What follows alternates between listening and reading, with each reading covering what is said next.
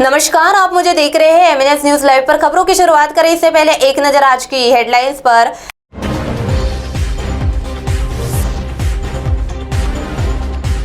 कम किराए की उम्मीद में वेंडर, खाद के दाम बढ़ने से किसान दुखी, जरीपटका में वैक्सीनेशन सेंटर शुरू। आइए देखते हैं खबरें अब विस्तार से। कम किराए की उम्मीद में वेंडर।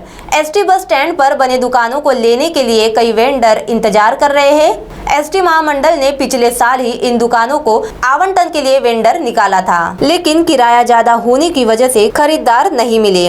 वेंडरों का कहना है कि एसटी को दुकानों का किराया कम करना चाहिए। इतने अधिक मूल्य में दुकान लेना घाटे का सौदा हो सकता है। एसटी बस स्टैंड पर मैनेजमेंट द्वारा वेंडरों के लिए बनाई गई दुकानें अब तक बंद है। अब इसके लिए नए सिरे से टेंडर की प्रक्रिया पूरी की जाएगी।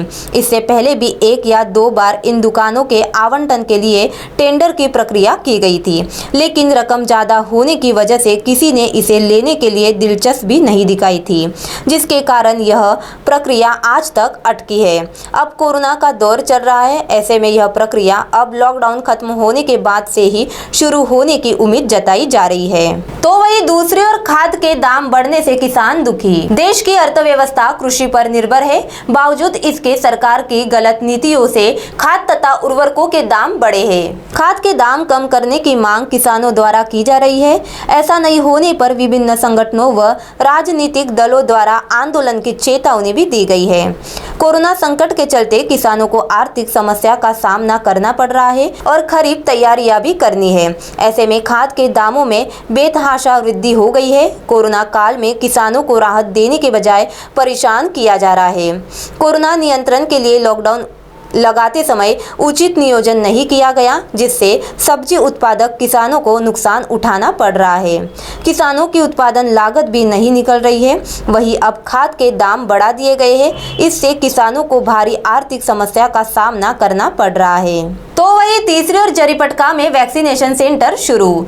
नाग विदर्भ द्वारा जरीपटका में कोरोना वैक्सीन सेंटर का उद्घाटन पालक मंत्री नितिन राउत के हाथों किया गया। नाग विदर्भ सेंट्रल सिंधी पंचायत द्वारा जरीपटका में जनता अस्पताल के सामने स्थित गर्ल्स हाई स्कूल में कोरोना वैक्सीन सेंटर का उद्घाटन पालक मंत्री नितिन राउत के हाथों किया गया। पूर्व मंत्री राजेंद्र मूलक, collector Ravindra Thackeray, jeep CEO Yogesh Kumbhojkar, panchayat के अध्यक्ष सुरेश जग्यासी, मेघराज जसवानी, मोहन चौतानी मोडवानी, ज्योति आसुदानी, संगीता दलवानी आदि उपस्थित थे। नितिन राउत के हाथों 10 वर्षीय सच्चानंद हिरानी व डॉक्टर अतिकुर रहमान का सत्कार किया गया।